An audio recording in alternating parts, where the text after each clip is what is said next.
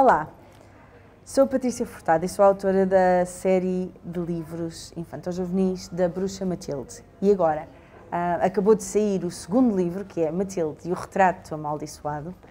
E eu estou aqui assim na FNAC com a minha sobrinha Helena. Olá! Que já leu o livro, mas ainda tem algumas perguntas para me fazer e eu vou tentar responder sem spoilers. Força, Helena, o que é que tens para mim? Primeira pergunta. Inspiraste alguém para fazer alguma personagem, por exemplo, a Matilde?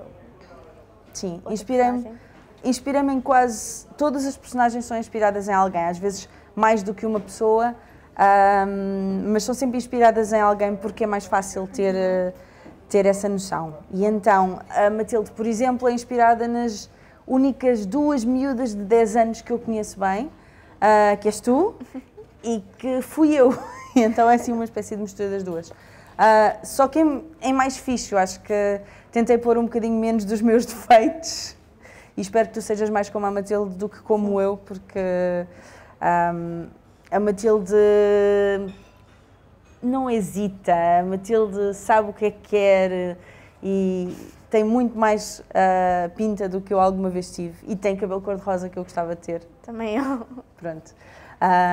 Mas sim, e depois há montes de professores na história que são inspirados por professores que eu já tive, os outros miúdos também são inspirados pelos meus amigos. Raramente um personagem é exatamente aquela pessoa, mas é uma mistura deles todos. Falando ainda nos personagens, quando fazes os personagens, crias primeiro a imagem e depois fazes a descrição, ou a descrição e depois o personagem? Varia um bocadinho. Alguns aparecem quando eu estou a escrever e depois vou ilustrá-los de acordo com aquilo que eu ilustrei, com aquilo que eu escrevi. Outros já comecei a ilustrar primeiro, ou tenho um bocado de ideia da pessoa. Por exemplo, neste livro há uma miúda que é a Magda. Eu tenho uma amiga que eu achei que era mesmo, tinha a pinta mesmo da Magda, portanto eu já estava a imaginar e ilustrei-a mesmo antes de acabar de escrever o livro e de a descrever. Nos livros há um jogo que é o jogo da encruzilhada. Esse jogo existe ou vai existir? O jogo da encruzilhada é um bocadinho a origem destes livros, porque quando eu comecei a escrever a história da Matilde, eu já tinha imaginado o jogo da encruzilhada e já tinha imaginado uma data de mundos, territórios, já tinha imaginado uma série de coisas para o jogo.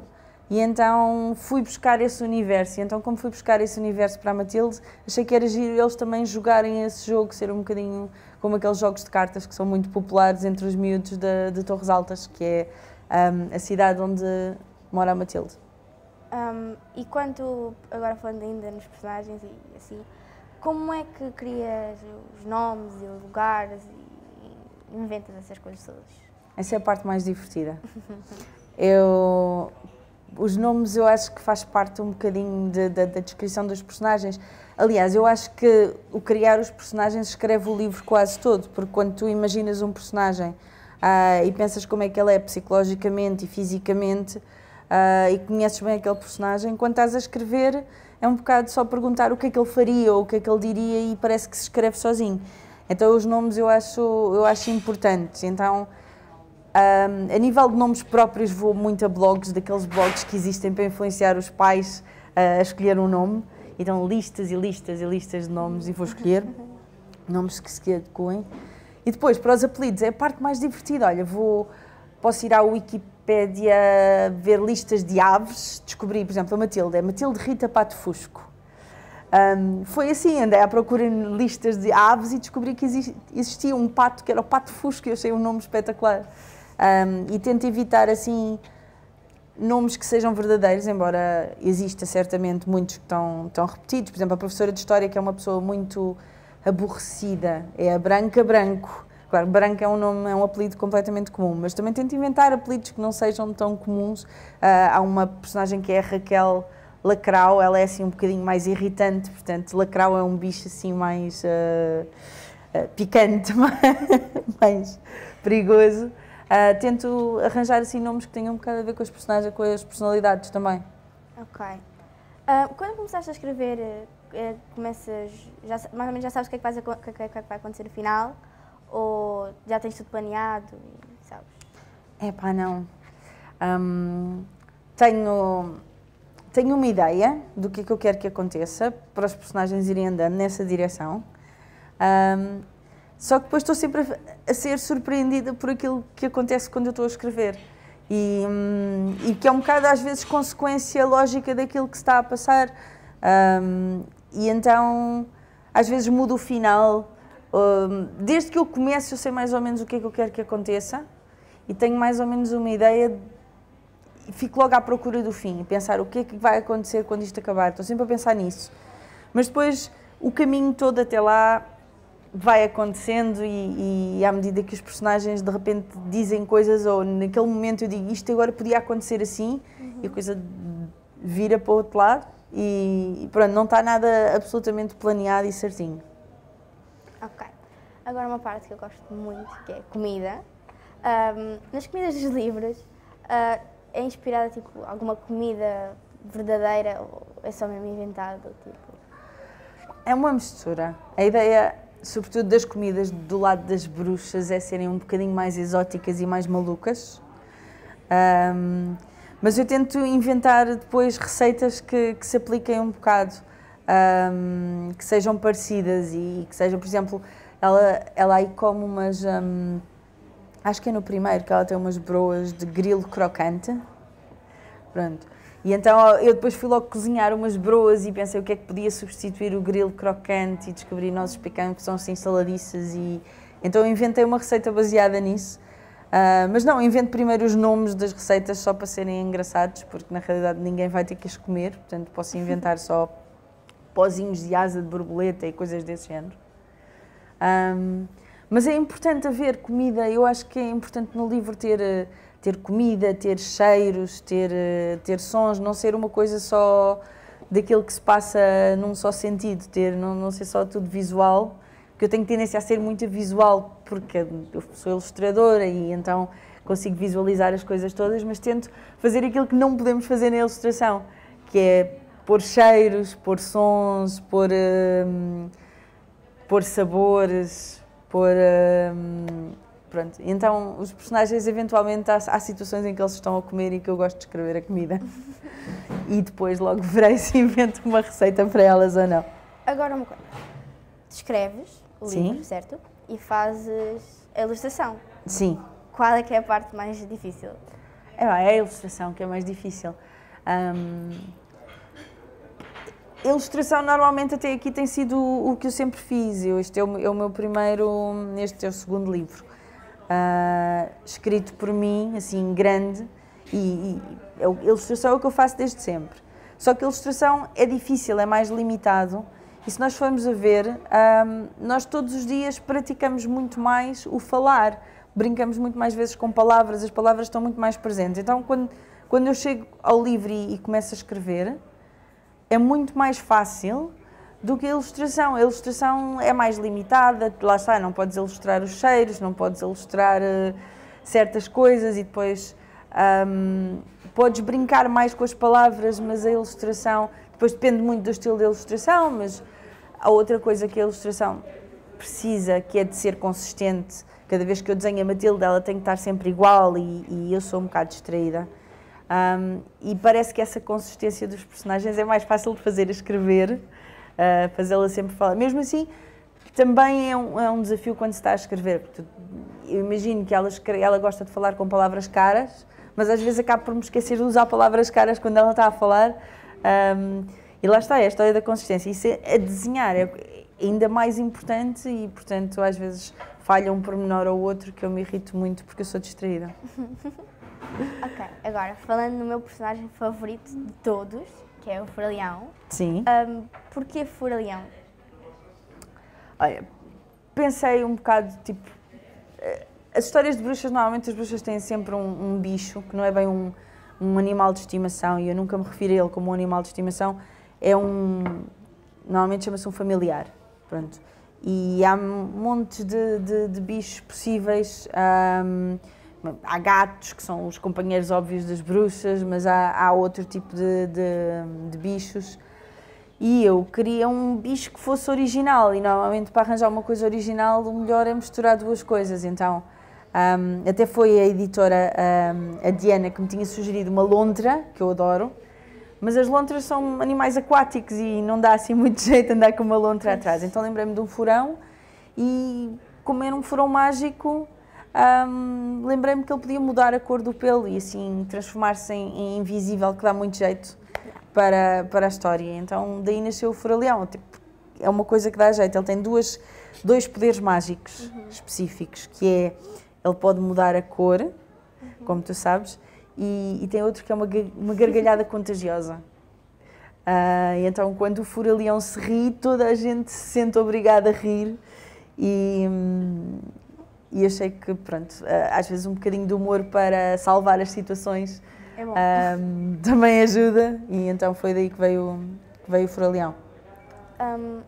Podia ser um camarão, que era mistura de camaleão com furão, dava um camarão, mas achei que não. Camarão? O nome. Em vez de Furaleão, podia se chamar camarão, se fosse ao contrário. Ok.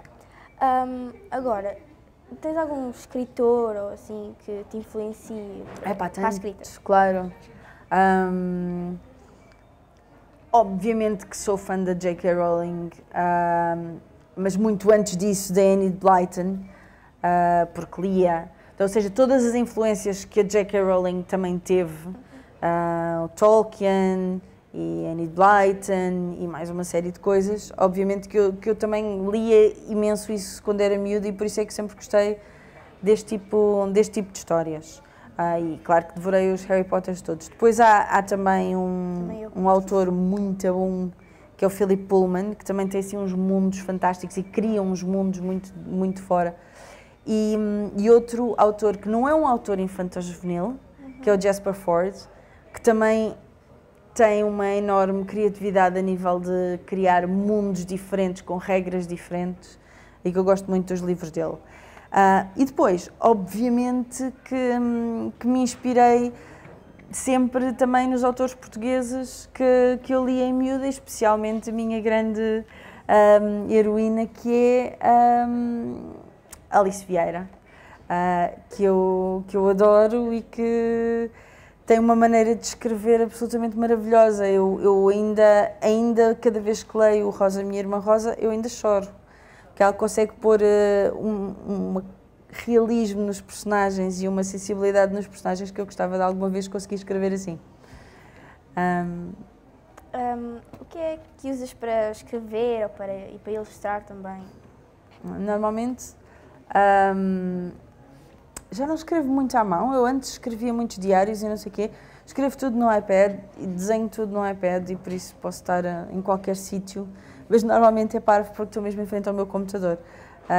Porque preciso de música para escrever, música muito específica. Porque há muita música que me distrai, mas há música muito específica que eu uso para escrever. E depois, para ilustrar, ando um bocadinho mais por todo o lado. Para criar os personagens, aí sim, uso um caderno, uso um lápis, faço os esboços muito soltos, e só depois, quando vou ilustrar, é que faço tudo digital. Quanto aos personagens, tens assim algum personagem que seja o teu favorito? Ou assim, gostes mais, pronto?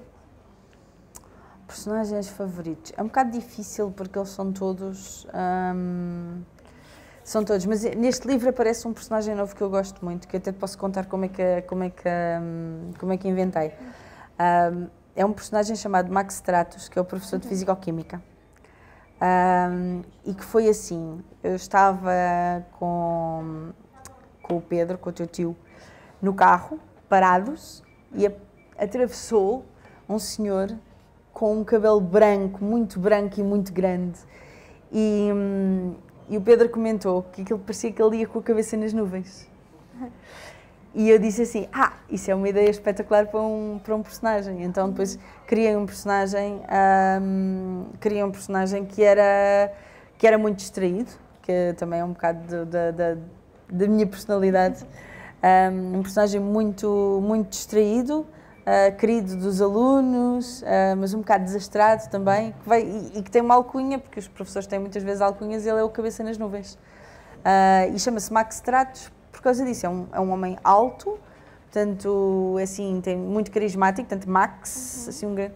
E depois Stratos, que vem das nuvens, lá está um apelido que vem da ciência e das nuvens. E é dos meus personagens preferidos, que pronto, espero que ainda venha a aparecer muitas vezes. O primeiro livro Sim? foi dedicado a mim. Sim. Tinha lá no início. Porquê Sim. que te dedicaste a mim? Porquê é que eu dediquei a ti? Oh, porque eu estava a escrever um bocadinho para a tua idade, ou miúdas um bocadinho mais novas, mas que eu sabia que tu ias gostar, porque tu começaste a ler livros com muito entusiasmo, e então eu podia ter dedicado ao meu filho, mas ele tem 3 anos, e eu espero que ele um dia vá ler os livros todos, mas ainda é cedo, e tipo, tu eras o meu primeiro alvo, e pronto, como... E porque gosto muito de ti, Helena, gosto muito de ti, é isso. Pensava que não ias dizer isso. No primeiro livro, não. Sim, também no primeiro livro. Falas do Poço Fundo, que é de onde vem o Samuel e o Sandro. Sim. Mais ou menos o que é bem o Poço Fundo? Ok. O Poço Fundo, eu não quero contar muito. O Poço Fundo é uma cidade subterrânea misteriosa que existe debaixo de Torres Altas. Torres Altas é assim um sítio muito perfeito e muito protegido, tem uma história muito engraçada, e então por baixo há uma espécie de cidade subterrânea que é o oposto. E na realidade descobrir exatamente o que é o Poço Fundo e como é que nasceu aquilo tudo é uma das missões e uma das grandes curiosidades da Matilde ao longo dos livros, portanto, uma coisa que eu vou revelando devagarinho. Agora uma última pergunta, que é, quem é a Nádia Felícia? No início deste livro, a Matilde descobre uma frase escrita na carteira dela, que é Nádia Felícia passou por aqui. E obviamente que eu não te vou contar quem é a Nádia Felícia, porque eu quero que leiam os livros para descobrir. Eu nem sequer prometo que este livro te explique já exatamente quem é a Nádia Felícia, mas prometo que eventualmente hão de descobrir quem é a Nádia Felícia, porque a Matilde também é o que ela quer saber, quem é a Nádia Felícia. Honestamente é o que eu estou mais curiosa para saber. Ok. Meu Deus. Então, olha, obrigada por esta sessão de perguntas. E espero todos que gostem da Bruxa Matilde e dos livros, sobretudo deste segundo livro que agora já está à venda. Eu acho que é o melhor.